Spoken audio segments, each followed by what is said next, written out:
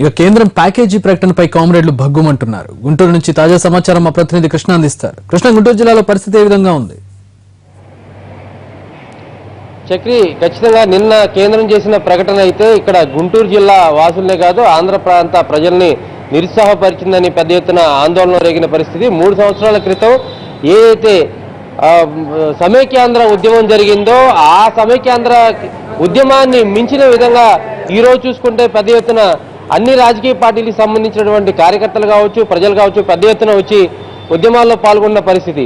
అయితే నిన్నటి ప్యాకేజీ ఇస్తారని పెద్ద ఎత్తున ప్రచారం జరిగిన నేపథ్యంలో ప్రజలంతా కూడా ఒక పక్క మీడియా ద్వారా ఎప్పటికప్పుడు సమాచారం తెలుసుకుంటున్నారు, మరో పక్కన తెలిసిన నేతలతో మన రాష్ట్రానికి ఏం జరుగుతుంది, మన రాష్ట్రానికి ఏ ఉపయోగాలు జరగబోతున్నాయని కూడా పెద్ద ఎత్తున తెలుసుకునే పరిస్థితి నిన్న చూసాం. అయితే రాత్రి కేంద్రం చేసిన ప్రకటన అయితే మాత్రం నిరుత్సాహపరిచిందని చెప్పుకోవచ్చు. ఆ తర్వాత మాత్రం పెద్ద ఎత్తున ఉద్యమాలు జరుగుతూ ఉన్నాయి. ఉదయం నుంచి ఇప్పటి వరకు కూడా చాలా మంది కనీసం ఇళ్లకు కూడా వెళ్ళని పరిస్థితి. ప్రస్తుతం గుంటూరు సిపిఐ కార్యాలయం వద్ద కూడా పెద్ద ఎత్తున నిరసన కొనసాగుతూ ఉంది. రోడ్డుపై బైఠాయించారు ఇప్పటి వరకు. దాని తర్వాత కేంద్ర ప్రభుత్వ కార్యాలయాల దగ్గర కూడా పెద్ద ఎత్తున ఉద్యమం చేశారు. ఆ తర్వాత ప్రస్తుతం అసలు రాష్ట్రానికి ఏం కావాలని కోరుకుంటున్నారు, కేంద్రం ప్రకటనతో వాళ్ళు ఏ విధంగా స్పందించాల్సి వస్తుందో తెలుసుకునే ప్రయత్నం చేద్దాం. చెప్పండి, ఇప్పుడు కేంద్రం చేసినటువంటి ప్రకటన మిమ్మల్ని ఎలా నిరుత్సాహం గురి చేసింది, అసలు మీరే ఎక్స్పెక్ట్ చేశారు? కేంద్ర ప్రభుత్వం చేసినటువంటి ప్రకటన దగా చేసినట్టుగా అర్థమవుతా ఉన్నది.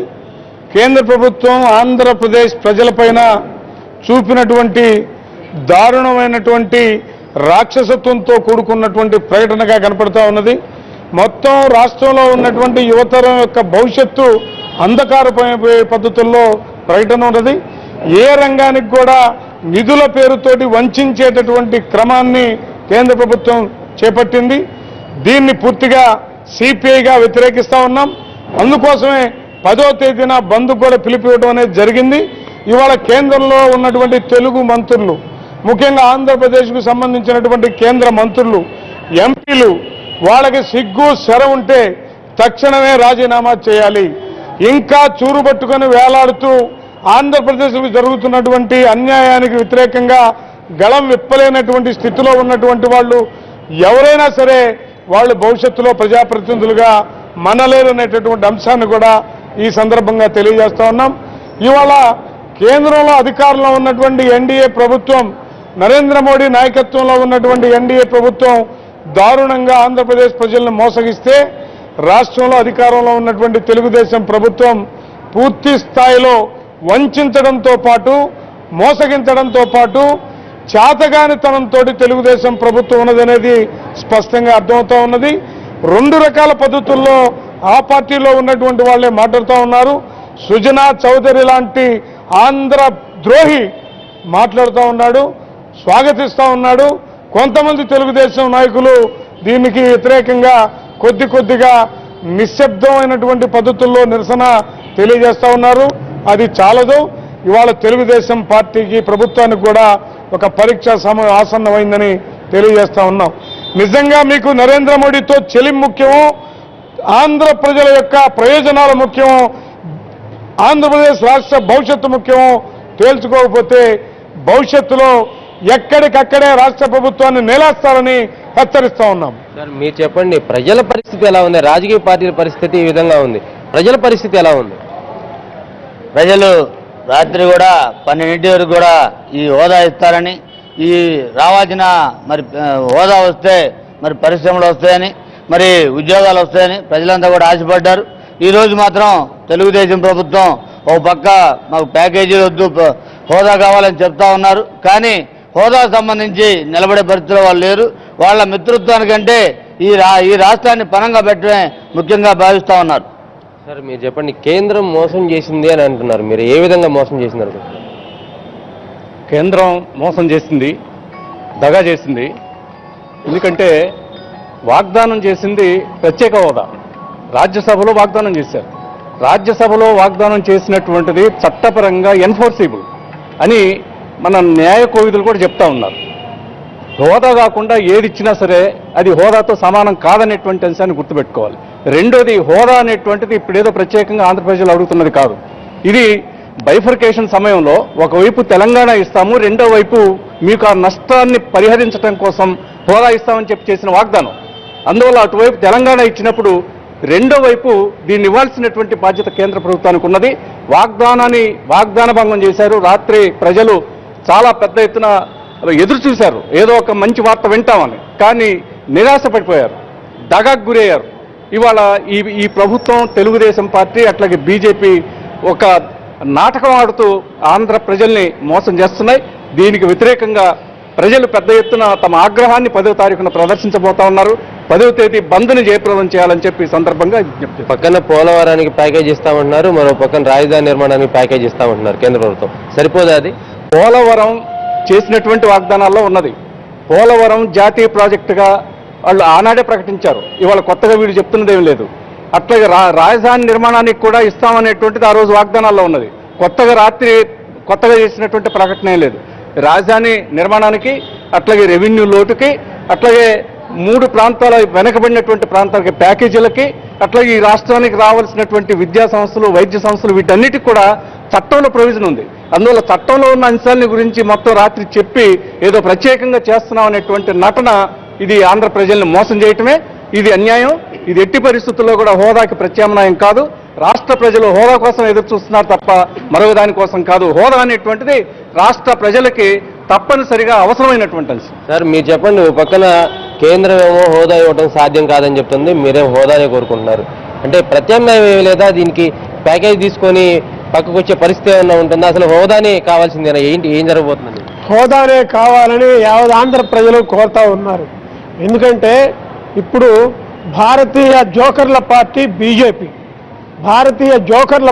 బీజేపీ, తెలుగు ప్రజల దద్దమ్మల పార్టీ టీడీపీ, ఈ 2 పార్టీలు అర్ధరాత్రి వరకు మంతనాలు ఆడుకొని ఇద్దరు అక్రమ సంబంధాలు పెట్టుకొని పుట్టిన విషపు పుత్రికే ఈనాడు వాళ్ళు అంటున్నటువంటి మాట ప్రత్యేక ప్యాకేజీ అని ప్రజల అభిప్రాయం. దీన్ని వెంటనే తెప్పి కొట్టాలని ఆంధ్ర ప్రజలందరూ కూడా ఎప్పుడెప్పుడు అని ఎదురు చూస్తున్నారు. రేపు 10వ తేదీన రాబోతా ఉంది. రాష్ట్రం అంతా కూడా అగ్నిగోళంలాగా మారి ఈ కేంద్ర రాష్ట్ర ప్రభుత్వాలు మసి మాడైపోయేటువంటి రోజులు వస్తాయి. మీరు చెప్పండి, ఒక పక్కన అనేక ప్యాకేజీలు ఇచ్చాం, అనేక సంస్థలు కూడా ఆంధ్ర ప్రాంతంలో కేటాయింపులు జరిపామని ఒక పక్కన కేంద్రం చెప్తా ఉంది. కేంద్రం మోసం చేసినట్లు ఎట్లా మీరు భావిస్తున్నారు? ఖచ్చితంగా ప్యాకేజీ అంటే మోసం చేయటమే. ప్రత్యేక హోదా లేనిదే మనకు ఫ్యాక్టరీలు రావాలన్నా, కొలువులు దొరకాలన్నా, విద్య వైద్యం మనకు చేరువ కావాలన్నా ఈవేళ హోదా రాందే ఆంధ్రప్రదేశ్ ప్రజల అతుకుల బతుకులు మారాలన్నా ఇవాళ హోదా రావాల్సిన అవసరం ఉంది. ప్రత్యేక ప్యాకేజీ ఇస్తే మాత్రం ఇది మోసపూరితమైనటువంటి పరిస్థితి అని చెప్పేసి మేము భావిస్తా ఉన్నాం. అందుకే ప్రజా కళాకారులంగా మేము రేపు ఈ పోరును రగిలించడం కోసం. అయితే బీజేపీ చెప్తుంది ఏంటంటే ప్యాకేజీ మాత్రమే ఇవ్వగలుగుతాము, హోదా ఇవ్వలేము, దానికి కొన్ని టెక్నికల్ ప్రాబ్లమ్స్ ఉన్నాయని చెప్తుంది. డబ్బులు ఇస్తే ఏంటి మనకు నష్టం ఏంటి? హోదా తీసుకుంటే ఏంటి లాభం? డబ్బులు ఇస్తే నష్టమే. ఎందుకంటే డబ్బులు ఎటు వెళ్తాయో ఏమిటో పెద్దగా అవి పూర్తిగా ఈ ఆంధ్రదేశం డెవలప్మెంట్ కోసం వాడతారనేటువంటి విశ్వాసం అయితే మాకైతే లేదు. ప్రత్యేక హోదా వస్తేనే నిరుద్యోగులకు ఉద్యోగాలు వస్తాయనేటటువంటి విశ్వాసం ఉంది. ఆంధ్రప్రదేశ్ బాగుపడుతుందనేటువంటి విశ్వాసం ఉంది. శ్మశాన వాటిగా మారకుండా ఉంటుందనేటటువంటి విశ్వాసం మాకుంది. అందుకని మేము ప్రజా కళాకారులంగా ప్రజలకు పోరులో నడిపించడం కోసం అనేక గీతాలు రాసుకొని మేము ప్రజలకు వెళ్తున్నాను. ఆ క్రమంలో మీరు చెప్పండి, ఇప్పటికే పెద్ద ఎత్తున ఎన్ఐటి కానీ ఇటువంటి విద్యా సంస్థలను ఏర్పాటు చేస్తా ఉన్నామని ఒక పక్కన కేంద్ర మంత్రి వెంకయ్యనాయుడు చెప్తా ఉన్నారు. మీకు ఏ విధంగా అన్యాయం జరిగిందని మీరు విద్యార్థి సంఘం నాయకులు కూడా ఏ విధంగా అన్యాయం జరిగింది అనుకుంటున్నారు? ఇవాళ విభజన చట్టంలో పొందుపరిచినటువంటి అనేక అంశాలు కూడా విద్య కానీ వైద్యం కానీ అవి ఎక్కడ కూడా కేంద్ర ప్రభుత్వం అమలు చేయడం లేదు. ఇవాళ ప్రధానంగా మన గుంటూరు జిల్లాలో మంగళగిరి చూసినట్లయితే ఎయిమ్స్ని మేము ప్రారంభిస్తామని చెప్పి 3 సార్లు శంకుస్థాపనకి మరి పేపర్లో ప్రకటన వచ్చినాయి. కానీ ఎక్కడ కూడా జరిగిన పరిస్థితులు. కానీ కేంద్ర ప్రభుత్వం ఒకటే చేయబోతా ఉంది. ఇవాళ మేము అధికారంలో ఉన్నాం కాబట్టి మేము ఏదైనా చేసిన చెల్లుబాటు అని చెప్తా ఉన్నారు. ఒకటి మాట చెప్తా ఉన్నాం, ఇవాళ ప్రత్యేక హోదా వస్తే ఈ రాష్ట్రంలో పరిశ్రమలు వస్తాయి. ఇలా సంవత్సరానికి 10 లక్షల మంది విద్యార్థులు చదువులు పూర్తి బయటకు వెళ్తున్న పరిస్థితి. ఉద్యోగాలు లేక తీవ్ర నిరాశతా ఉన్నారు. ఓ పక్క ఓ పక్క విభజన జరిగిన తర్వాత విద్యార్థి యువజనందరూ కూడా ప్రత్యేక వస్తుంది, పరిశ్రమలు వస్తాయి, మాకు ఉద్యోగాలు వస్తాయి, ఈ రాష్ట్ర అభివృద్ధి బాగుండని చెప్పి ఆలోచిస్తా ఉన్నారు. కానీ కేంద్రం మాత్రం యువతని విద్యార్థులను మోసేసే విధంగా ఇలా రాత్రి స్టేట్మెంట్ నిరాశపరిచింది. కాబట్టి ఈరోజు బీజేపీ నాయకత్వానికి ఒకటే విద్యాసంఘం హెచ్చరిస్తా ఉన్నాం, మీరు ఏపీకి ప్రత్యేక హోదా రాకపోతే ఈ రాష్ట్రంలో విద్యార్థి సంఘాలు ఏకమై ఎక్కడెక్కడ కూడా బీజేపీ నాయకుల్ని బీజేపీ ప్రభుత్వం అడ్డుకునేది తెలియజేస్తా ఉన్నాం. ఖచ్చితంగా ప్రత్యేక హోదా కోసం వచ్చేంత కూడా విద్యా సంఘాలకు పోరాటం చేస్తాం. రేపు 10వ తారీఖు కూడా మరి వామపక్ష విద్యాసంఘం అంటే ఏఐఎస్ వెస్టపై కూడా మరి అన్ని విద్యా సంస్థలు బంద్ పిలుపుగా ఉంది. కాబట్టి తక్షణమే ప్రత్యేక ప్యాకేజీ వద్దు, ప్రత్యేక హోదా కావాలని చెప్పి కూడా మేము డిమాండ్ చేస్తా ఉన్నాం. మొత్తంగా గుంటూరు ప్రాంతంలో అయితే పెద్ద ఎత్తున నిరసనలు కొనసాగుతూ ఉన్న పరిస్థితి. ఎక్కడ చూసినా కానీ ప్రత్యేక హోదానే కావాలనేటువంటి డిమాండ్ వినిపిస్తూ ఉంది. ప్రత్యేక ప్యాకేజీలు తీసుకుంటే రాష్ట్ర అభివృద్ధికి అవి ఉపయోగపడతాయో లేవో తెలియదు, కానీ హోదా తీసుకుంటే మాత్రం పెద్ద ఎత్తున పరిశ్రమలు వస్తాయి, విద్యార్థులు వాళ్ళకి ఉద్యోగ అవకాశాలు మెరుగుపడతాయన్న ఆలోచనలో ఉన్నారు. అదేవిధంగా 10వ తారీఖున పిలుపునిచ్చినటువంటి బంద్ కూడా పెద్ద ఎత్తున ప్రజల తరలి రావాలని చెప్పిన కూడా ఒక పక్కన పిలుపునిస్తా ఉన్నారు. ఇప్పటికే అనేక ప్రాంతాల్లో ఇప్పుడు వ్యాపారులతో పాటు మిగతా విద్యా సంస్థలతో కూడా సమావేశాలు పెడతా ఉన్నారు. గతంలో ఏదైతే సమైక్యాంధ్ర ఉద్యమప్పుడు ఎటువంటి అయితే ప్రయత్నాలు చేశారో ఇప్పుడు హోదా సాధించుకోవడం కోసం ఖచ్చితంగా అన్ని ప్రయత్నాలు చేయాలి, అన్ని రాజకీయ పార్టీలు కలిసి రావాలని కూడా ప్రజా సంఘాలు డిమాండ్ చేస్తున్న పరిస్థితి. చక్రి రైట్, అదే ప్రస్తుతం గుంటూరులో పరిస్థితి మనం చూస్తాం. ఇక ప్రత్యేక